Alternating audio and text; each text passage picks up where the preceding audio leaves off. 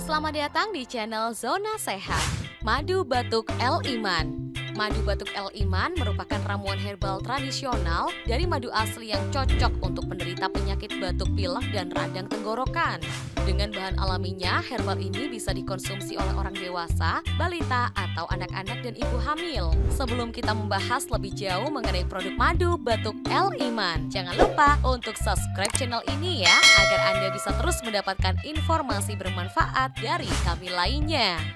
Cara minum Madu Batuk El Iman. Obat batuk dalam kemasan madu ini bisa Anda konsumsi dengan cara minum madu batuk El Iman berikut. Kocok dahulu botol madu El Iman. Konsumsi 3 kali 1 sendok teh sehari.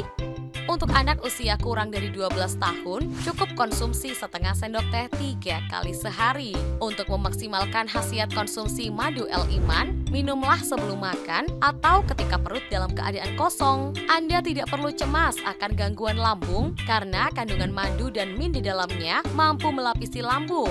Setelah konsumsi, simpan kembali madu El Iman pada tempat yang kering dan sejuk. Apakah madu batuk El Iman ini adalah herbal yang sedang Anda cari-cari? Jika iya, segera order melalui nomor WhatsApp pada deskripsi video ini.